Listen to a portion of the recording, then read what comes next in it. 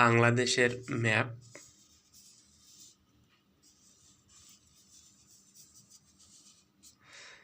এই বাংলাদেশের ম্যাপের আপনার এইখান থেকে মূলত মিয়ানমার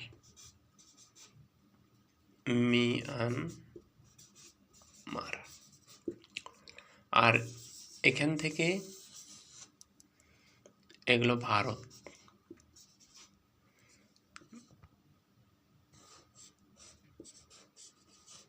এটা হলো ভারত, আপনারা জানেন। আর এটা হলো চীন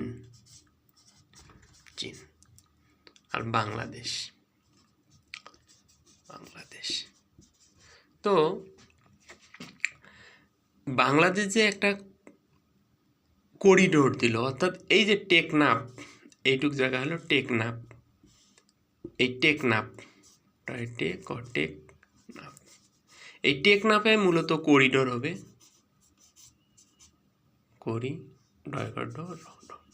আর এইটা হলো রাখাইন স্টেট। রাখাইন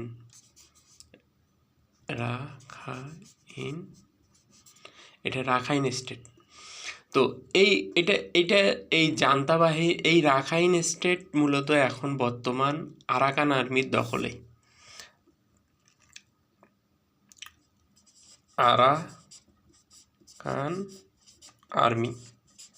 এই আরাকান আর্মির দখলে এই রাখাইন স্টেট। তো এখন বাংলাদেশে এখানে করিডোর যে দিবে, এই করিডোরটা মূলত এই জায়গার মধ্যে যুক্তরাষ্ট্র এসে ঘাঁটি করবে। যুক্তরাষ্ট্র ইউএসএ করবে কি, এই জায়গায় ঘাঁটি গাড়ে বসবে।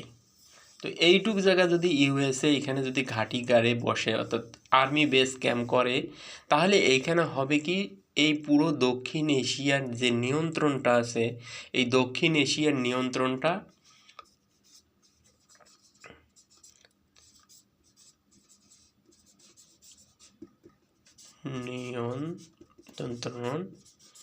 করবে এই বেজে থেকে। আর এই করিডোরে থেকে তারা মূলত দক্ষিণ এশিয়া নিয়ন্ত্রণ করবে। এবং সেই সাথে রাখাইন স্টেট, অর্থাৎ এই যে রাখাইন স্টেট বাংলাদেশের কিছু অংশ, এখানে যে মিজোরাম আছে, এটা হলো মিজোরাম,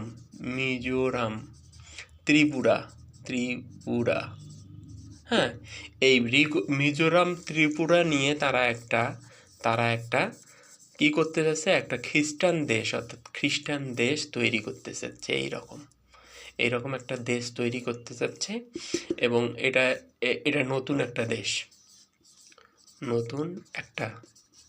দেশ তৈরি করতে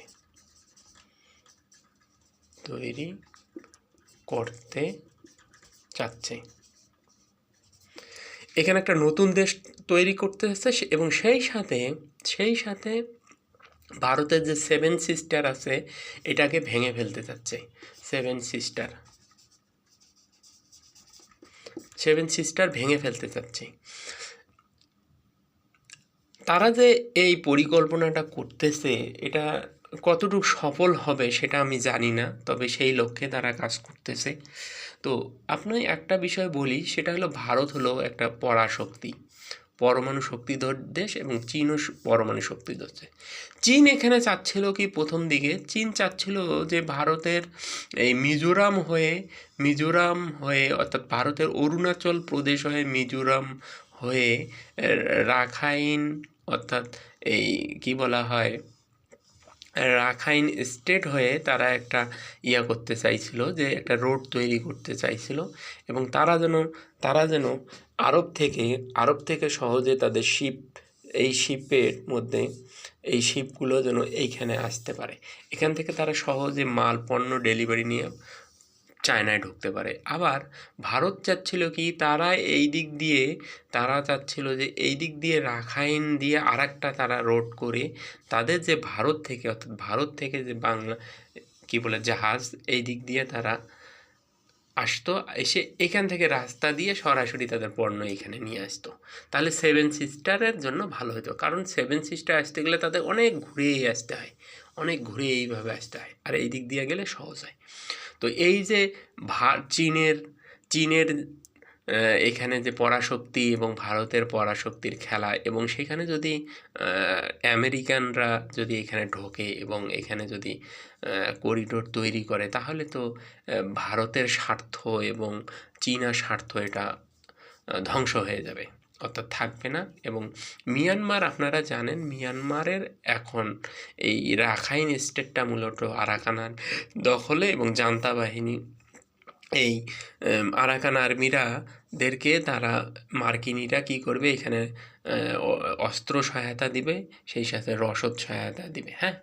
এবং এবং পরবর্তী ফলশ্রুতিতে কী হবে, এই জায়গার যে এই দেশটা, অর্থাৎ নতুন যে স্টেট তৈরি করতেছে খ্রিস্টান দেশ, এটা একটা নতুন দেশে পরিণত করতে যাচ্ছে এবং তারা সেটা ভাঙতে চাচ্ছে। এবং এটা ভাঙতে গেলে বাংলাদেশের ক্ষতি হবে কি, বাংলাদেশের এক অংশ তারা দখল করে নেবে, অর্থাৎ বাংলাদেশের।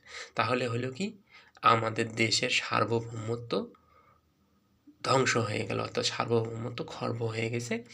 এবং সেই সাথে মিয়ানমার ধ্বংস অর্ধেক যাবে, এবং ভারতের স্বার্থ এবং চীনা যে স্বার্থ আছে সেটাও থাকবে না আর। এটাই মূলত আমেরিকা করতে যাচ্ছে এখানে। আপনারা জানেন যে আমেরিকা এমন একটা দেশ, আমেরিকা যার বন্ধু তার শত্রুর দরকার হয় না, হ্যাঁ। বাংলাদেশের জন্য এটা হুমকি আমি মনে করি, এই টেকনাফ করিডোর, হ্যাঁ। তো এটা কখনোই আমার স্বাধীন সার্বভৌম দেশে এটা করাটা ঠিক হয়নি, এবং এখানে অন্তর্বর্তী সরকার এটা করাটা ঠিক করেনি, হ্যাঁ। তো এটা আমি মনে করি এটা আমাদের জন্য বিপজ্জনক এবং সমস্যার সৃষ্টি করবে ভবিষ্যতে। তো আপনারা সবাই ভালো থাকুন, সুস্থ থাকুন, আল্লাহ হাফেজ।